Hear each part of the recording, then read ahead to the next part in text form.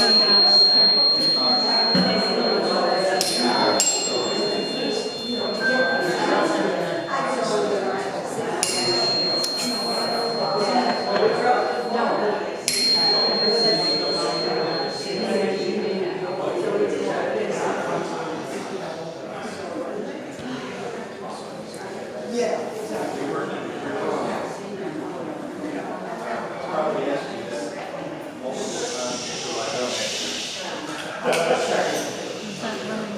No, it still was working just fine.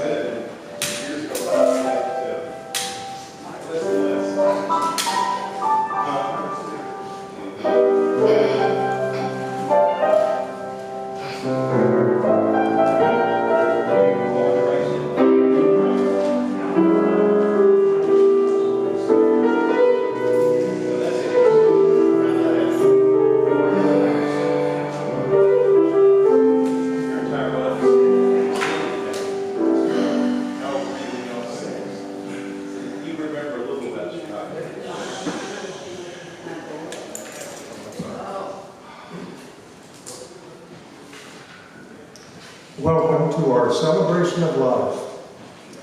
I'm Wade Larvall, today's facilitator, and our musician today is Mr. Mitchiner.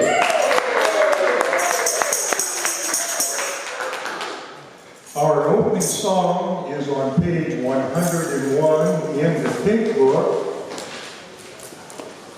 Singing for Our Lives, page 101. Yes, so we're going to do 1 through 3, and then verses 6 and 11. All right. And now please stand or not as you're reading it.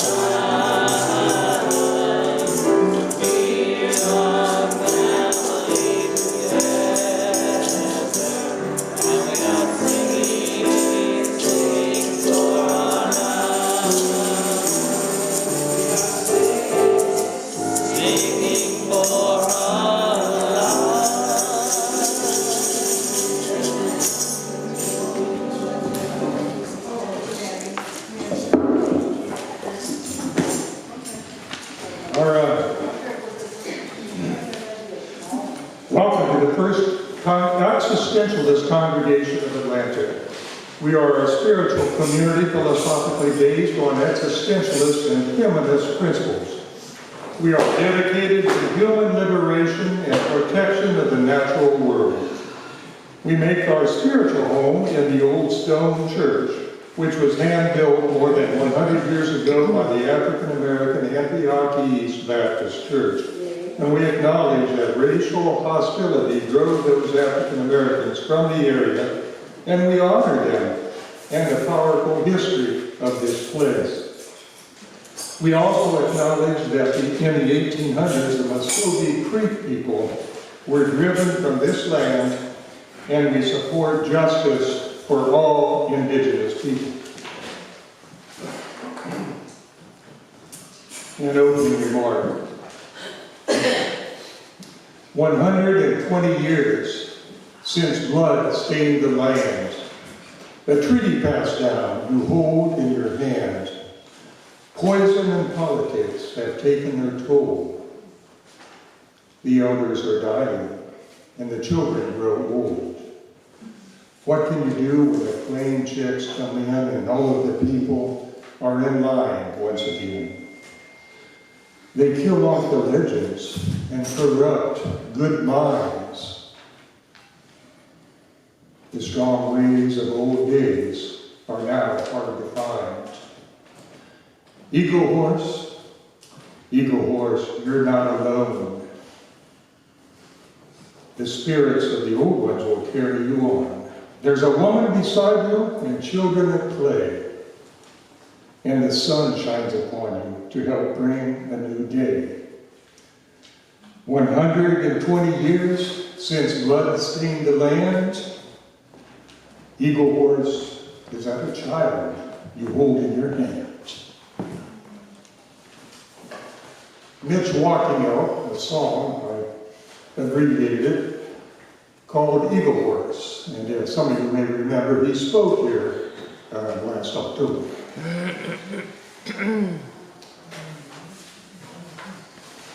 If anyone has any community announcements, would you please copy Patton? We didn't reverse that. And bring them up here, and I'll read them later in the ceremony. Are there any newcomers in the congregation today? And if so, would you like to stand and introduce yourself? Yes, sir. Good morning. I'm still a relative newcomer. My name is Paul Dora. I had the event of a lifetime about 3 years ago when I met one of your founders, Robert Stewart. Robert was a neighbor. We were on a volunteer board together, and over the course of the year, I got to know Robert pretty well. I think we call each other friends. That was the year that Grace was expected, and after Grace was born, that was all that was on Robert's mind. Robert, I think all of you all know, died of a heart attack. This was July 9th, almost 2 years ago. But he was, in your song this morning, reminded, I was thinking about it on the drive here, that Robert was one of the most kind, gentle, loving people I've ever met. Yes. I did have the opportunity to attend the celebration of life.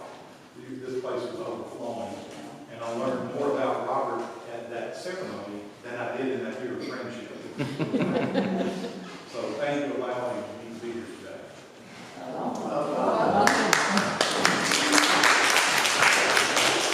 Well, thank you, Paul. We all miss Robert. Anyone else?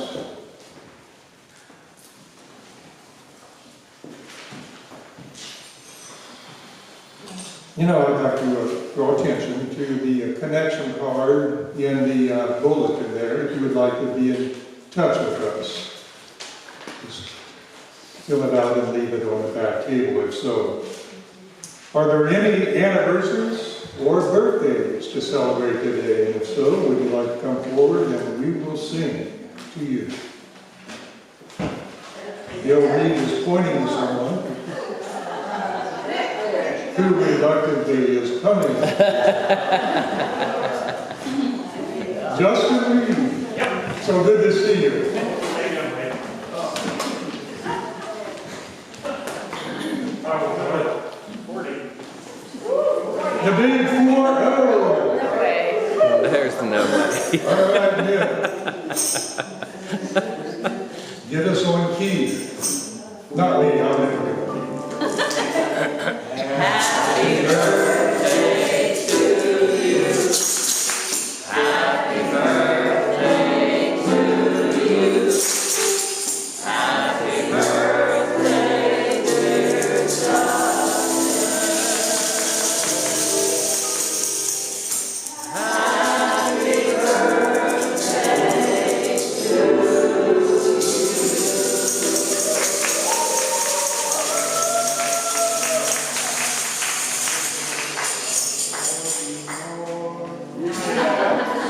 Statistics from the U.S. Census Bureau are that the average age is 39.1 this year. Really? All right, we made it.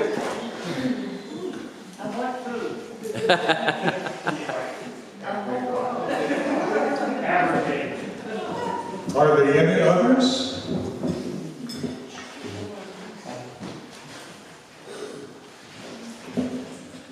Our second congregational song today is number 88 in the pink book, and that's Just Can't Make It By Yourself. Page 88. This might be a deep melody for some of y'all, and it's kind of new to me. If it's hard to reach, just grab a part and hit on it. Pretty simple. Can't reach it, somebody else can get it.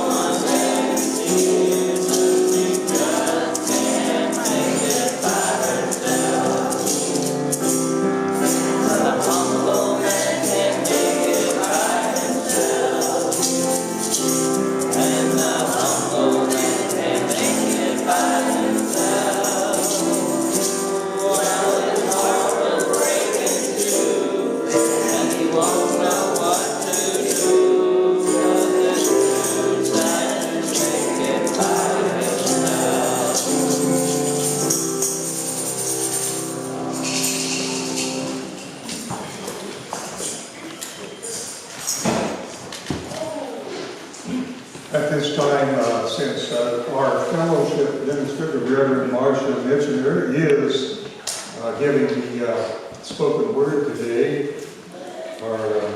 she will let her say her thoughts for the day for her remarks later. The greatness of a community is most accurately measured by the compassionate actions of its members. That's Coretta Scott King. Now we have some community announcements. This coming Friday, our next art opening, the photography of D. Patton White.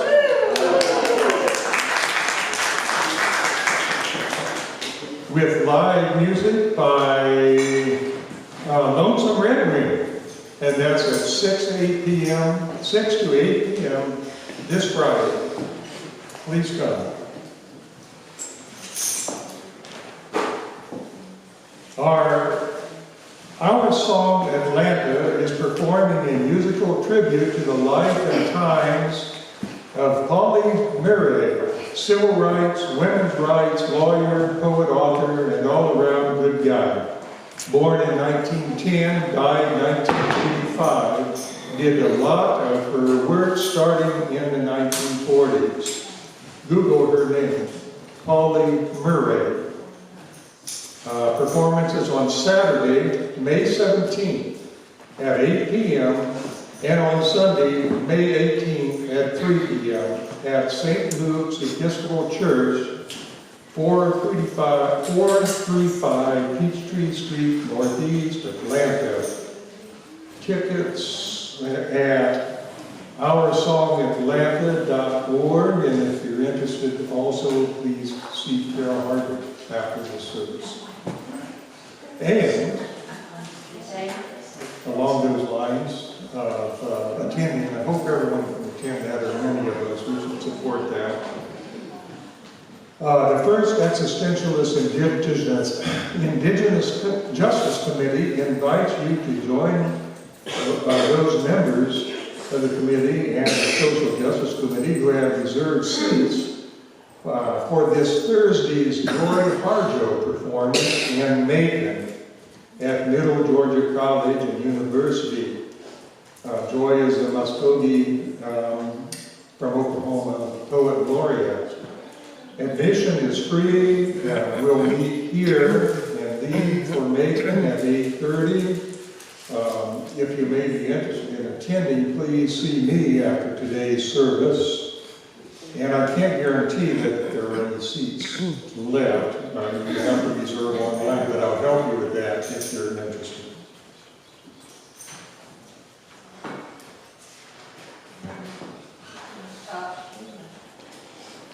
The need for connection and community is primal, as fundamental as the need for air, water, and food. Dean Ornish. Now, this is the time we set aside for a period of silence. If you have any reason, there are candles on each side of the sanctuary. So we'll take a few minutes to meditate or think about things.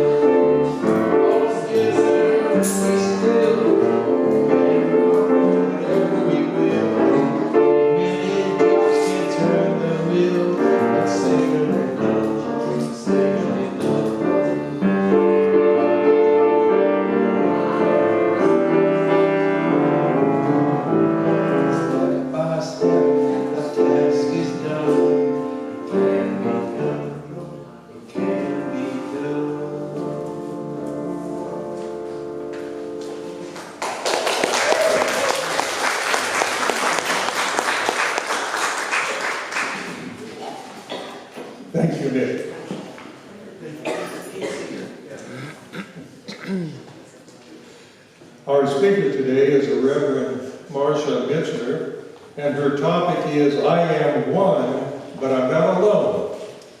Marsha was ordained by the First Existentialist congregation after several years of study with founding minister R. Lanier Clance.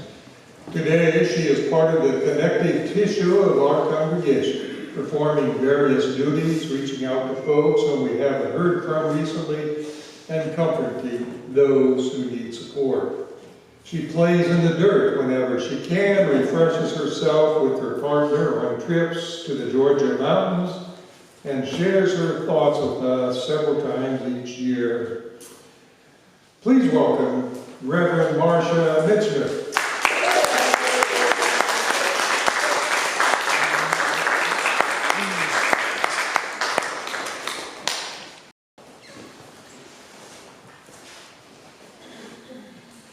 I was playing in the dirt yesterday, and I'll be playing in the dirt when I get home this afternoon.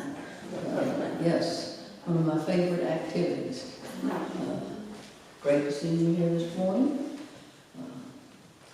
I hope that you will all stay for the meet and greet and for the annual meeting. Like I said, even if you're not a member, we'd love to have you stay so that you can learn more about what is happening, what happened last year, what we're planning for next year, and just to let your voice be heard if you need to.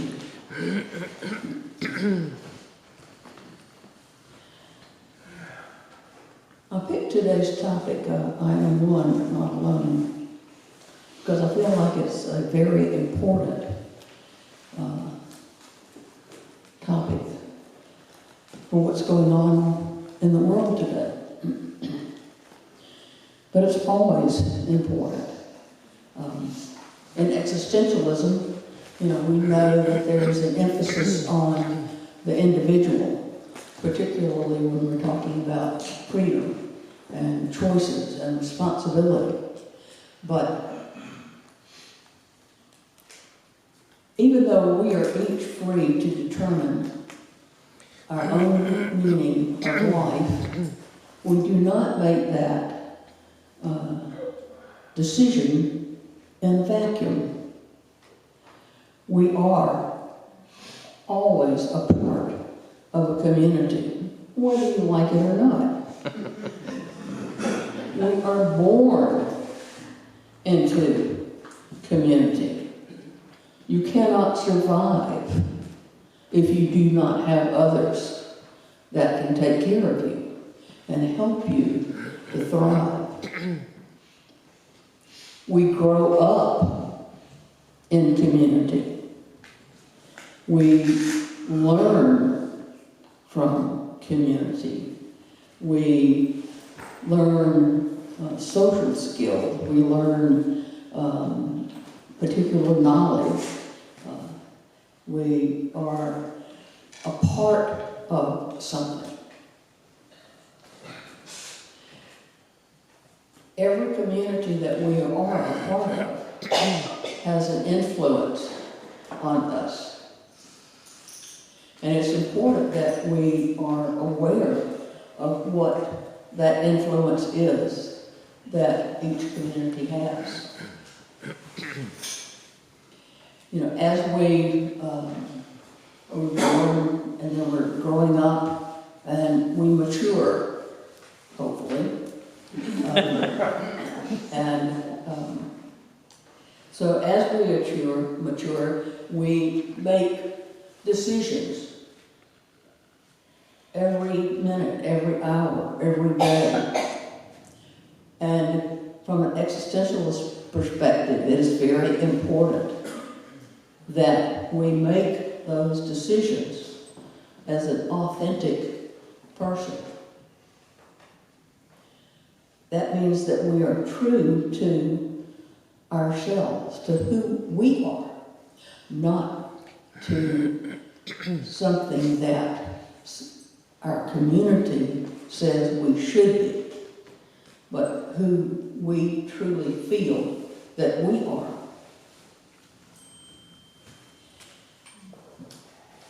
And we're a part multiple communities. We're not just part of one community. We are part of multiple communities. And sometimes sometimes to remain authentic in those communities, we have to question. We have to challenge. We have to resist. Or sometimes just totally say no to what the community is saying. That's not always easy. Because part of being in a community is that you have a feeling of belonging to a group. Being in community is something that helps to establish for you in your mind, what is your identity? So it's important that we recognize that even though being in a group is a place where, we can feel that we are a part of something else, that we still have to maintain a sense of authenticity, a sense of realizing that we make choices. And some of those choices may not be the same as what our community is going to make. So we have to be courageous. We have to be strong to stand up and to question what is going on, and to ask for answers, to make our own suggestions, make our position known, and then try to come to a place of negotiation sometimes, where you learn. That's one of the things that I think is so important for us in today's world, that we understand that there are communities that we are not a part of, but that those people and other communities are important, have values, and sometimes when we don't have the same kind of beliefs and values, then communication between communities is important. I think STEL is part of a group that meets where people are different political beliefs. And there's a dialogue. There's a dialogue that goes on, so that people learn about each other. And in the process of learning about each other, we learn something about ourselves.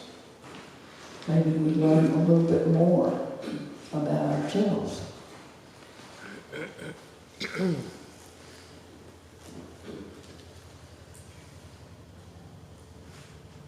So community is important to the development of one's identity, one's sense of kinship with others, unity, being a part of something.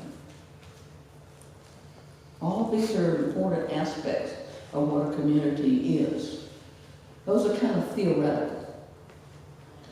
But what does it mean when you look at it in more practical kind of terms? The evidence that we have found that prehistoric people, began to form communities. And it was important to them because it was a way to survive. It was a way to enhance protection. It was a way to enhance the opportunities for hunting and gathering, procreation. So it started,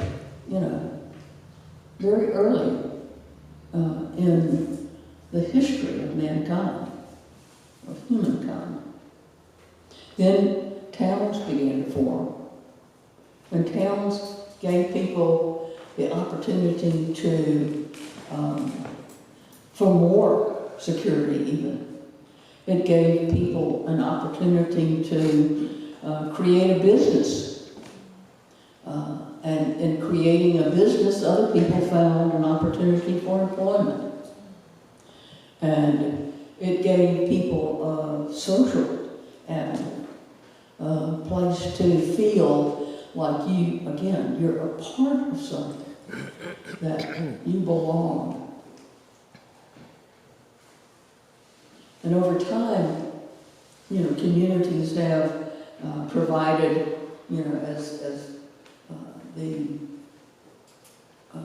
our brains became bigger, and the world became bigger but smaller at the same time, that we realized that communities can provide us with intellectual development. That's real important.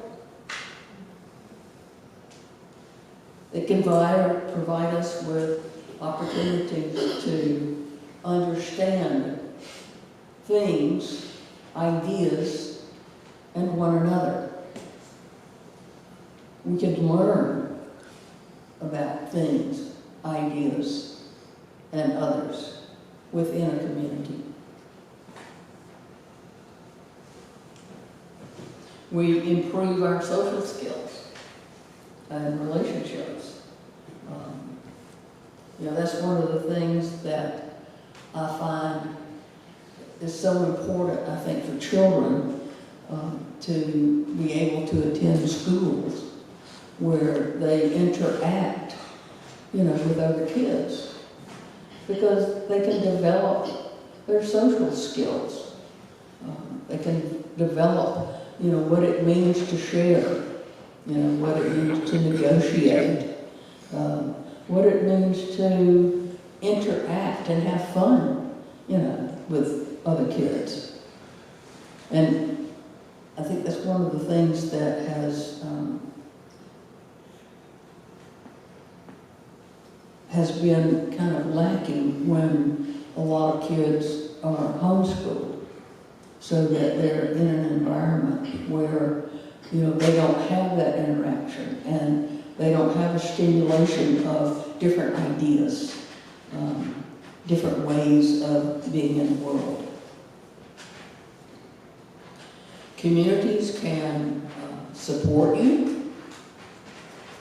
If you're starting a new business, it's great to have a community that is there, to be your advocate, to put out the word and use your services or whatever product that you have.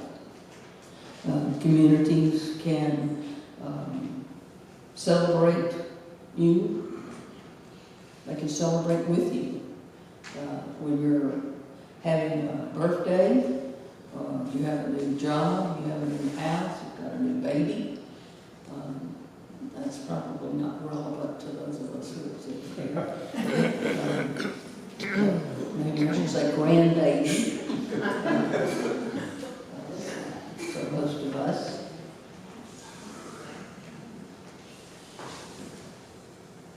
But it also is a place to find comfort and support in difficult times, in times of loss.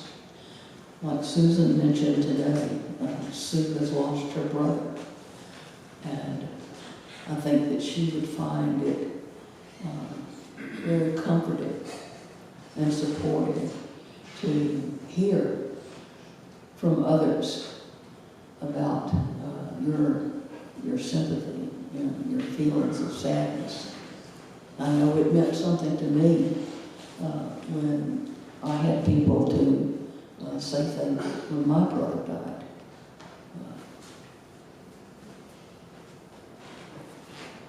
Communities can challenge you.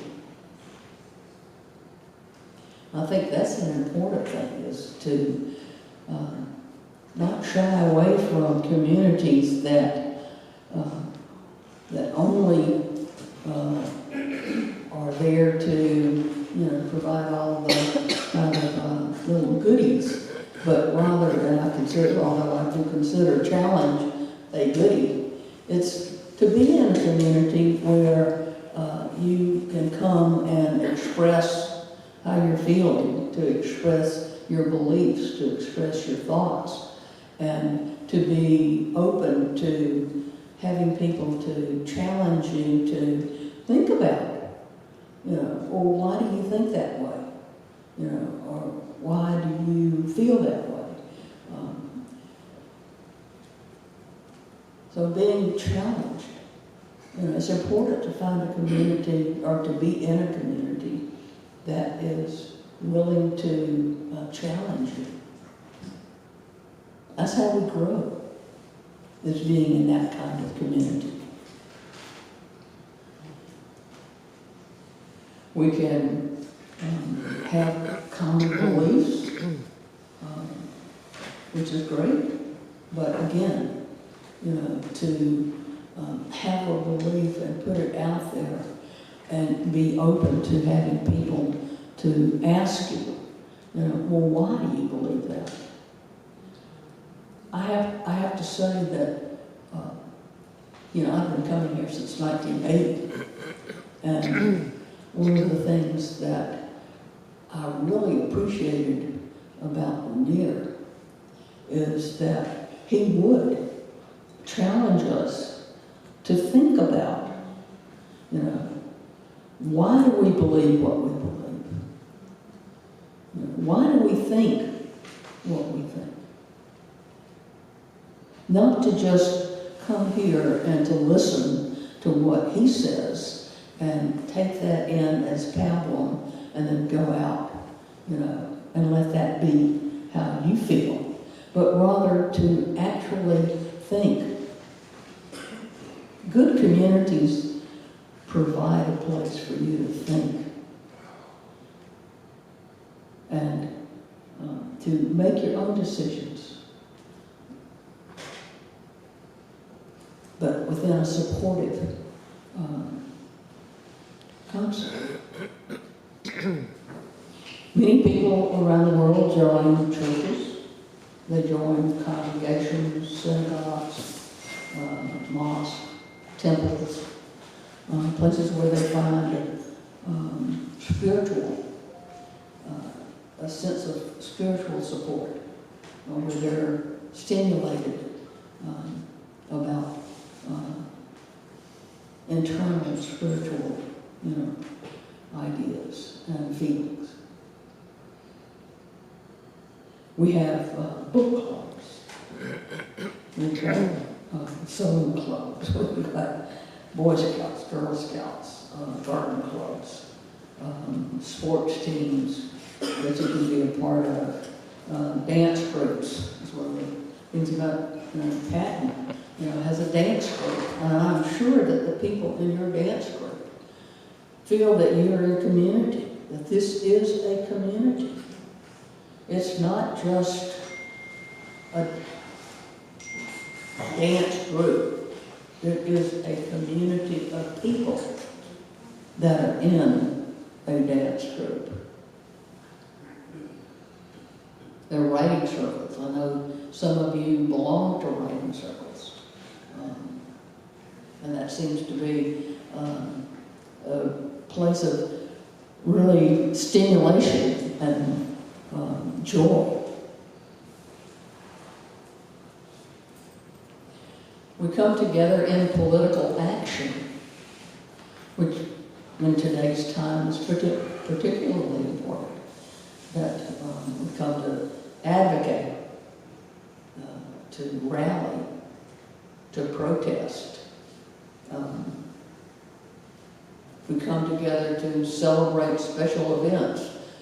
One of the things that I did in preparing this is I went to the internet and I looked up what are some of the different celebrations around spring, since spring was just celebrated back in just a month ago today, actually. And so I read, what it was like in Great Britain and Poland and Malaysia and different places, but my two favorites that I want to share with you was, one was India. In the picture, they had a picture, and I wish that I could have blown up that picture and put it up here, for you, because in India, what they do is they actually take to the streets in large numbers with powdered color, and they throw it at one another in the streets, and then they throw water so that it becomes this kaleidoscope of color. And the pictures show this, this huge crowd of people, and all you could see was the people drenched in different colors, but they had smiles on their faces. They were dancing. They were enjoying music. They were enjoying the community that they were a part of. I love that. I would love to see us do something like that. And something very similar to that was in Thailand, where absent the color, they all come out in the streets and they have water fights. They use everything from water pistols to buckets to hoses, and they are soaked. They are soaked. And again, they are smiling, they are laughing, they are dancing, they are having fun. They think that the water washes away the bad luck of last year. So that's another one I would like to see us, maybe try sometime. Let's all have a water fight and wash away our bad luck. I wish it could be that simple. But at least it would feel good, And a lot of times, the theory is that when if we believe something, then we can make it true. So if we believe that we can have a water fight and wash away some of the bad ones from last year, let's go for it. Anybody about water fight with me? Just let me know. And of course, today is Easter Sunday. Today is a day where Christians all around the world, come together. They attend sunrise services. I know here in Atlanta and Stone Mountain, there's a huge group of people that attend that are willing to go up to the top of Stone Mountain at whatever time of the morning sunrise happens, and to be there. But they're there not just to see the sunrise. They're there to celebrate. They're celebrating the resurrection of Jesus. They're celebrating in a community of people where they feel like they're a part.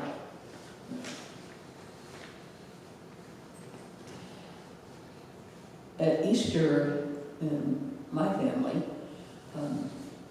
we of course attended, church. Of course, we attended church every Sunday morning, not Wednesday.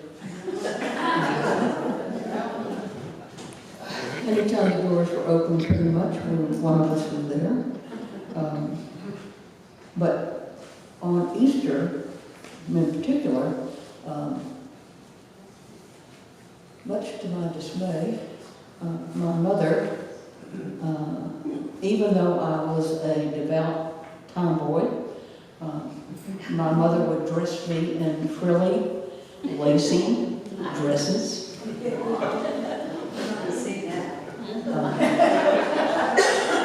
How many of you have seen me in a dress? One. And I think I was probably on stage doing something at that time.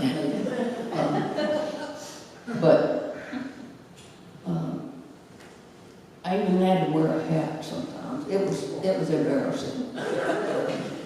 And I'm much more confident today that I can come here and, be who I am. Just dress how I want and be in company that doesn't feel like I need to be dressed up because we're coming into a place of spiritual stimulation. And we see people today that are creating communities, communities to, in particular, what is happening right now is we see communities forming to protest actions by the current administration, rallies to support people who have been negatively affected. I know I see signs when I'm driving through neighborhoods. I see signs that say, we support CDC workers, we support federal workers, we support labor. I mean, they're everywhere. And then when you go to the rallies and protests, you see signs that are not only aimed negatively, and some of them I love, at what's happening, but other signs that are deep felt support of others, immigrants that are being picked up, held in confinement, deported, disappeared. We find comfort and support for our own sadness, for our own fear and anxiety, for our anger and frustration. But we also find a place to build hope.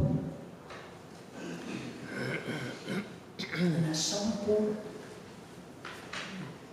that we include that when we're out there doing our rallies and our protests. Is that we also are building hope at the same time. Hope that we can, if we don't make a change, who will? It's us and our community.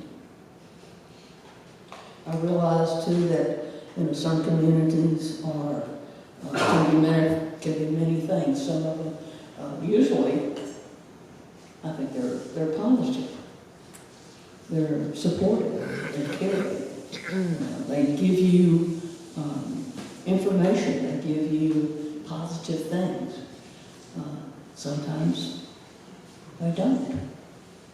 And you have to decide whether or not that's a community that you want to stay in, or is that a community that you want to stay in and work to see it change.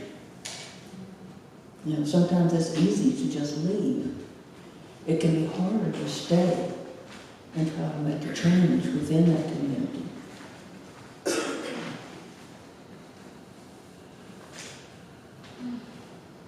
Communities can help you to be your best self. Whether that's because you're reading a book that helps you understand what another culture is like, or to understand people who have particular disabilities, or even if it's just to enjoy the companionship of being in community. But it's a way to help us to be our best selves. What more could you ask from a community? And that's the best. I personally consider that First E is my best, my favorite community. We come here to be together, to share experiences, to learn both from the spoken word, but from one another as well. We come to develop curiosity. That was another thing that Lanier always talked about, was to be curious, to ask questions.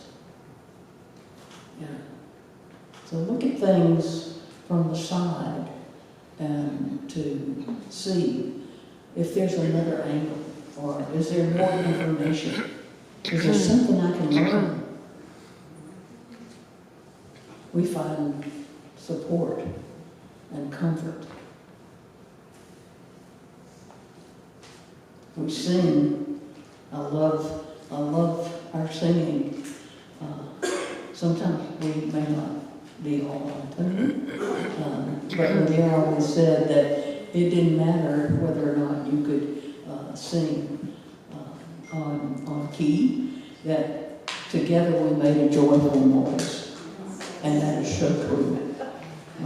You know, I generally sit in the back, and so I can hear the whole, the whole, and it sounds wonderful.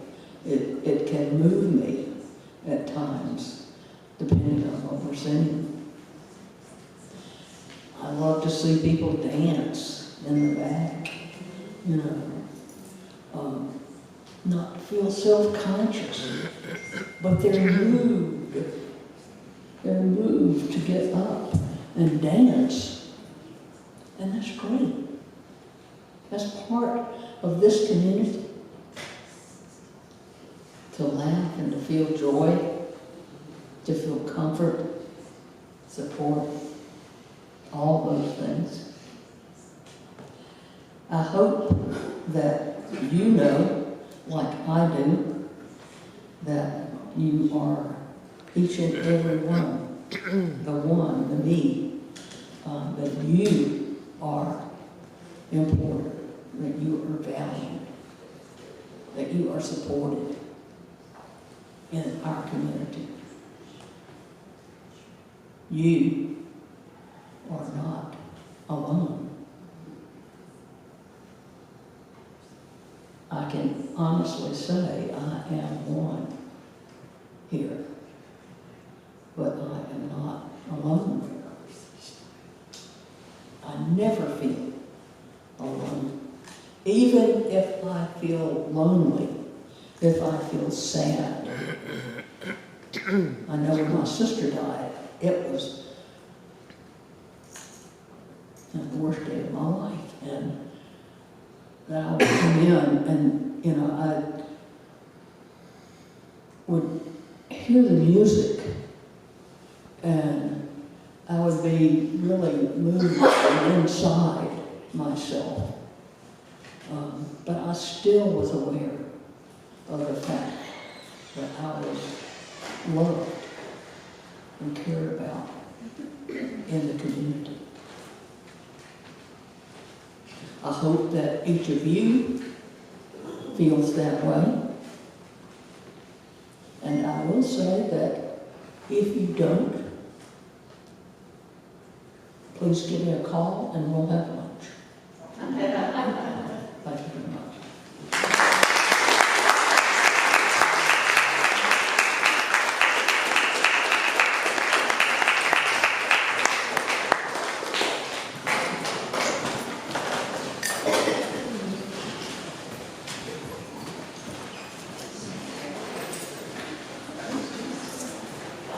Thank you, Marsha. Very well stated, and appreciated. Nick is Nick in the house.